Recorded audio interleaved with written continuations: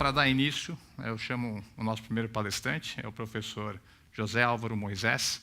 Ele é professor titular da Faculdade de Filosofia, Letras e Ciências Humanas da USP, a FEFELET.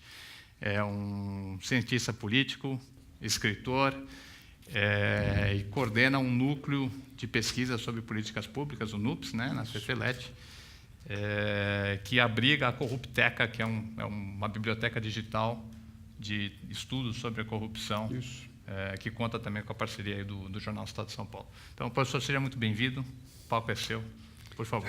Muito obrigado.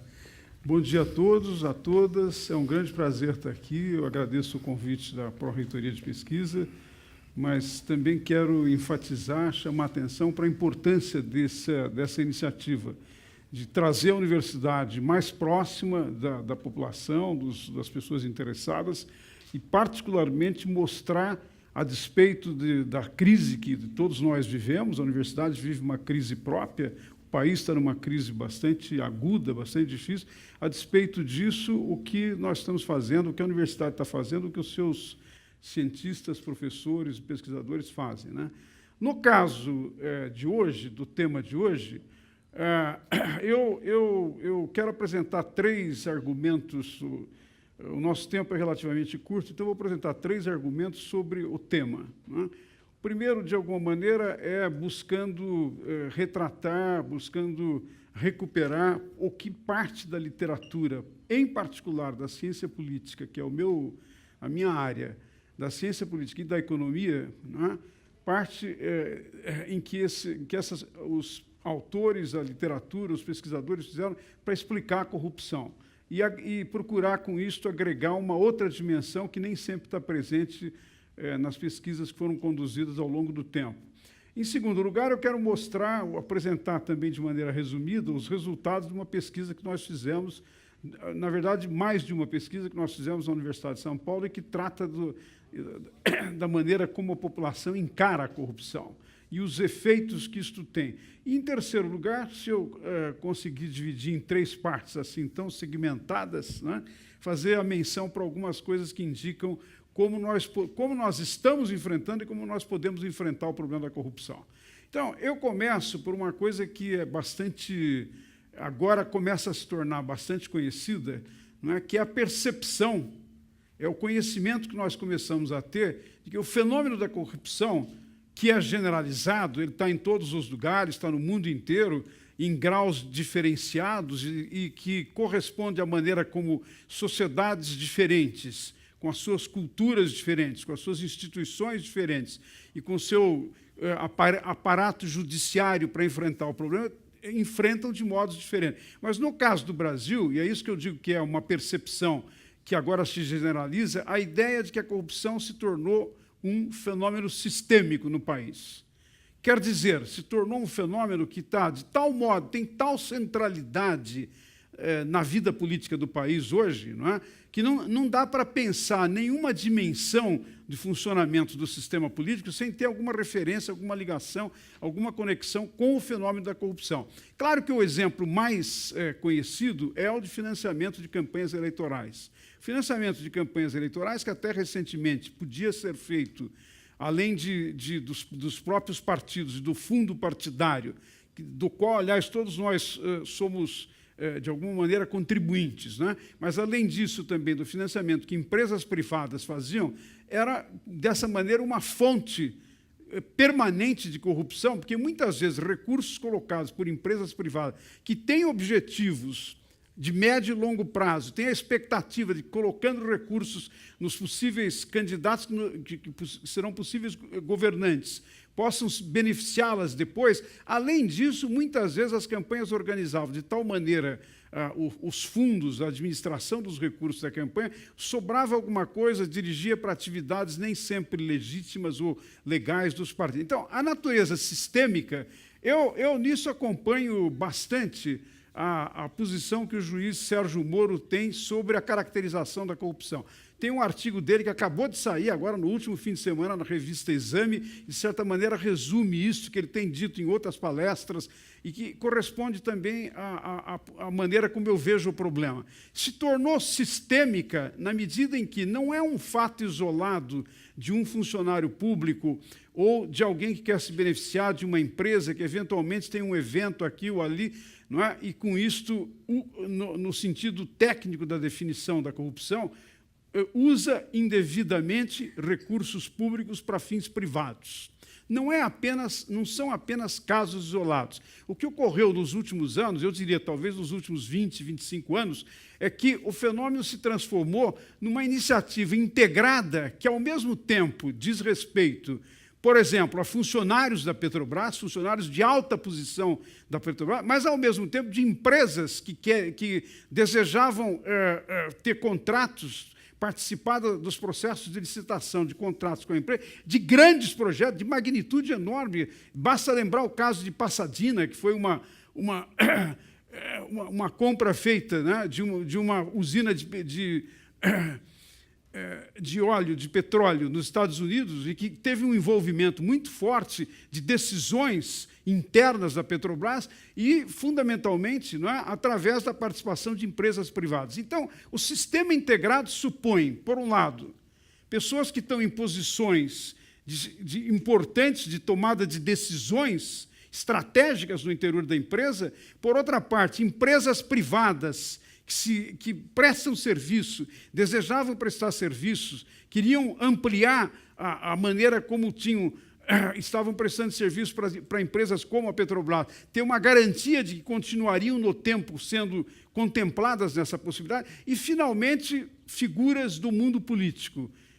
Isso não diz respeito apenas a um partido político, mais recentemente ao Partido dos Trabalhadores, mas, na verdade, o Partido Progressista, o PMDB, há indicações de que o próprio PSDB, que esteve até recentemente na oposição, todos estiveram ou estão, de alguma maneira, envolvidos. O que indica, não é? E daí a natureza sistêmica do fenômeno, o que indica que esta integração desses diferentes segmentos para mover ações que, em última análise, significa usar recursos que são públicos para fins privados. Para fins privados não quer dizer apenas que alguns funcionários colocam o dinheiro no bolso, ou em contas na Suíça, ou o que seja. Para fins privados significa também beneficiar as empresas, beneficiar a sua continuidade, eventualmente, nas funções extremamente importantes que elas têm nas contratações com empresas da magnitude da Petrobras, mas, ao mesmo tempo, beneficiar partidos políticos. Vejam que aqui se introduz duas questões extremamente importantes do ponto de vista da significação política do fenômeno da corrupção. A primeira questão é que, se você tem algum partido político ou vários partidos políticos que estão em posição de poder e que usam a corrupção para beneficiar sócios ou empresas que financiam as suas campanhas, desequilibra completamente a relação destes partidos, deste ou daqueles envolvidos no poder, com os demais partidos que estão na disputa eleitoral. Estabelece-se uma desigualdade na competição eleitoral. Quem tem acesso a recursos, quem tem mais acesso a recursos para se organizar, para fazer a campanha, para garantir aqueles que, de alguma maneira, querem a continuidade dos contratos e, eventualmente, inclusive, posições importantes na empresa, quem tem acesso a esses recursos, é evidente que tem muito mais vantagem em relação aos outros partidos que não têm as mesmas condições. Então, uma primeira questão é que desequilibra a competição eleitoral. Mas eu acho que tem uma segunda questão extremamente importante que decorre desta natureza sistêmica do fenômeno da corrupção, que é a deslegitimação que o processo de corrupção implica no funcionamento da sociedade. A deslegitimação, quer dizer, retirar a legitimidade do sistema democrático, fundamentalmente em duas questões. Em primeiro lugar, na ideia, na noção de que o sistema funciona ao contrário daquilo pelo qual ele apresenta as suas promessas, que é de cuidar do interesse público, que é de fundamentalmente estar voltado não para o interesse privado de facções desta ou daquela empresa, mas para o interesse da sociedade, para o que interessa para o conjunto da sociedade. Ora, se você reserva recursos através de um mecanismo sistêmico, integrado, em que empresas, funcionários e partidos operam de maneira a desviar recursos de políticas públicas, desviar recursos de objetivos públicos, não é? Ao fazer isto, nega a ideia de que a democracia se apoia no princípio republicano do interesse público. Mas tem uma segunda questão associada com isso, ao tema da legitimidade, que é a ideia de que, se a corrupção implica em que as pessoas que têm poder, ou graus diferenciados de poder, podem fazer o que quiser e se apropriar de recursos públicos, isso tem uma implicação para a noção do império da lei, que é absolutamente fundamental no funcionamento da democracia, que é a ideia de que alguns estão subordinados à lei, mas tem alguns que estão fora da subordinação da lei, fazem o que querem e, independentemente da sua ação, podem continuar tendo o seu papel, a sua importância e eventualmente, desempenhar o exercício de governo, o exercício de mando em continuidade no tempo. Esse desequilíbrio na noção do império da lei, que alguns estão independentes daquilo que a lei supõe, do que a lei estabelece, podem agir a sua própria decisão, deslegitima, retira a legitimidade para a ideia de que a democracia é um princípio de governo baseado na equidade, baseado na igualdade de condições e, fundamentalmente, de uma legitimidade que decorre não de ações em que os governantes fazem o que querem, mas de ações em que os eleitores autorizam os governantes a fazer. E é por isso que tem uma série de subordinações, quem governa, subordinações a princípios legais estabelecidos nas constituições, estabelecidos nas leis. Então, esse elemento absolutamente central, implicado pela a existência da corrupção, o fenômeno da corrupção, ele, num certo sentido, mina essas bases fundamentais do sistema democrático. Eu passo agora, de maneira rápida, para uma segunda questão, que são os fundamentos, segundo uma parte da literatura. A literatura, principalmente na área da economia e na área da ciência política, tende a pensar a corrupção como resultado de dois fenômenos. Ou do desenvolvimento econômico, quer dizer, no sentido de que quanto mais desenvolvimento, quanto mais condições em que a economia é diversificada, a economia tem implicações no tecido social, cria segmentos sociais diferentes, cria mais esclarecimento, amplia os serviços de educação, e não só de educação, mas de comunicação, eventualmente também de saúde. Não é? Nesta medida, países que são mais desenvolvidos, em comparação com países menos desenvolvidos, não é? Países mais desenvolvidos tendem a ter menos fenômeno da corrupção. Tem corrupção, mas, de alguma maneira, a percepção que as pessoas têm é de um controle do fenômeno e, de alguma maneira, tem mecanismos de punição. Como o tempo é curto, eu passo rapidamente para o segundo elemento que aparece na tradição da literatura, que é a ideia de que, além do desenvolvimento econômico, porque, veja, o desenvolvimento ele torna desigual os efeitos, os resultados do fenômeno da corrupção para países que têm desenvolvimento diferenciado. Então, nesse sentido, a América Latina, a África, alguns países da Ásia sempre são vistos como países mais corruptos e seriam mais corruptos porque o seu desenvolvimento é menor. As consequências da modernização, as implicações dos desenvolvimentos são menores. Mas, ainda assim, quando nós olhamos para países desenvolvidos, que são as democracias mais consolidadas, sempre têm tido fenômeno de corrupção. O que significa que essa explicação não é suficiente para dar conta do fenômeno. Então, uma segunda explicação que tem sido mobilizada por cientistas políticos e por economistas é o quanto países avançaram, cada país avançou no sentido da institucionalização da democracia e, fundamentalmente, de um amadurecimento das instituições no sentido de maior rigor, maior controle.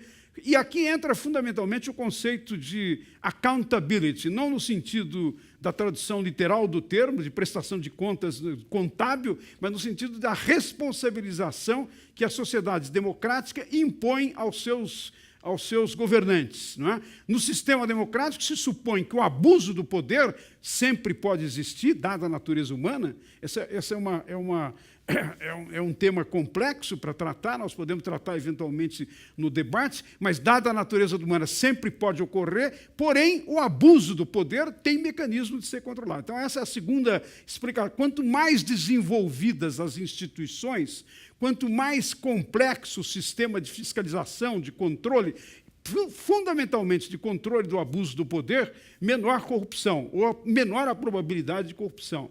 Mas, ainda assim, também países desenvolvidos e países que têm esse grau de desenvolvimento institucional continuam tendo corrupção, o que significa que nós precisamos mais alguma coisa para explicar. A nossa pesquisa na Universidade de São Paulo introduziu o conceito de cultura política.